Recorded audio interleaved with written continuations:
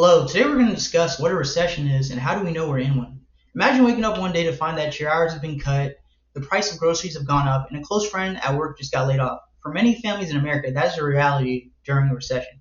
Recessions are more than just numbers on a chart, they're events that affect every part of daily life. Today I want to explain what a recession actually is, how economists determine when the US is in one, and key signs that signal when our economy is slowed down. By the end of this speech, you'll understand the definition of what a recession is, learn about key indicators that experts and we as citizens watch for in order to recognize when our economy is weakening. So let's start with a basic question. What is a recession? According to the International Monetary Fund, a recession is defined as, quote, a significant decline in economic activity that is spread across the economy and lasts more than a few months. That definition matters because it shows us two things. First, a recession isn't just a dip in one part of the economy, it's broad, affecting industries, workers, and households across the country. Second, it isn't just a bad month or two. It lasts long enough to disrupt the entire system. You may have heard of the 2 quarters of negative GDP growth rule. It states that if the economy shrinks for 6 months in a row, or in a recession, that's often used as a shorthand.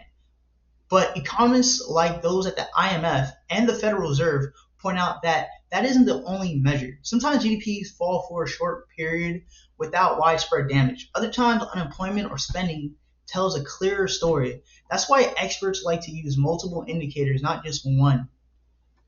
Economists rely on several indicators, such as GDP, unemployment, consumer spending, probability models, declining income, declining industrial production, and business sales.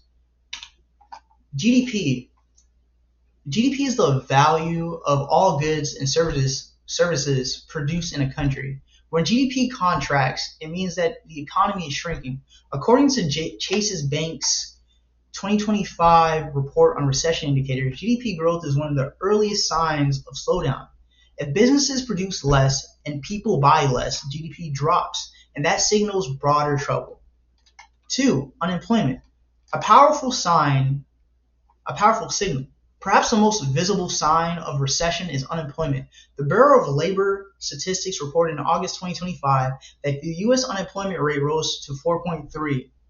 Reuters described this as the highest unemployment in nearly 4 years, showing that the labor market has lost momentum.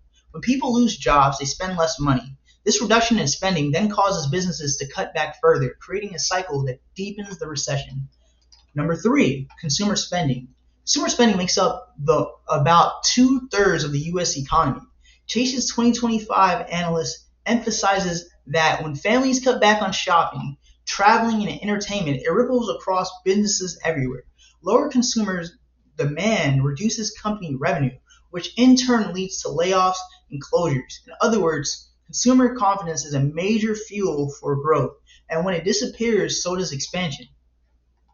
Number 4, probability models. Economists use probability models to gauge the likelihood of recession in real time.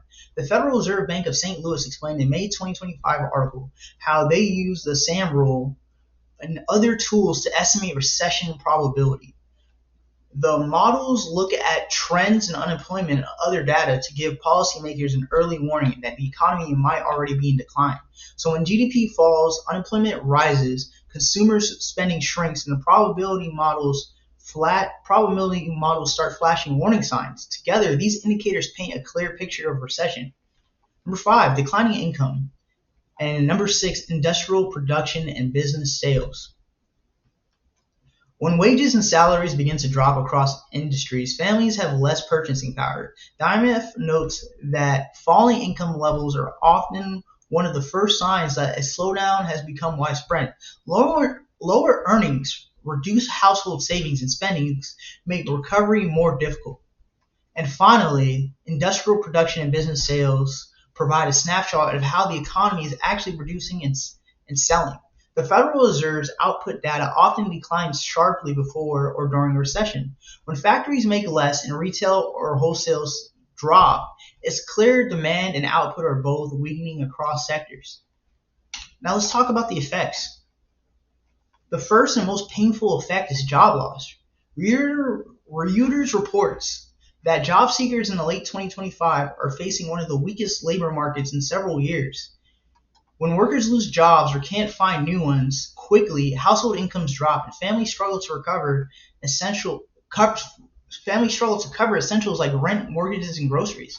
The second effect is reduced financial stability for families.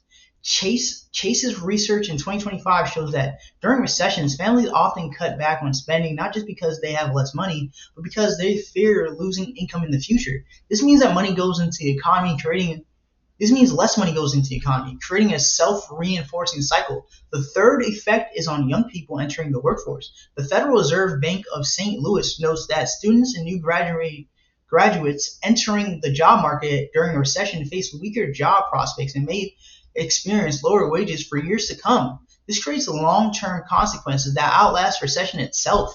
So recessions aren't just abstract, they're events that shape of people's livelihoods, families, and even future generations. I hope you guys came across with the effects of what a recession may cause on people and what a recession really is. I hope you're able to get across, and maybe in the future that you can look for key indicators, right? By understanding what a recession is and recognizing its signs, we are better prepared to navigate these periods of uncertainty. Thank you.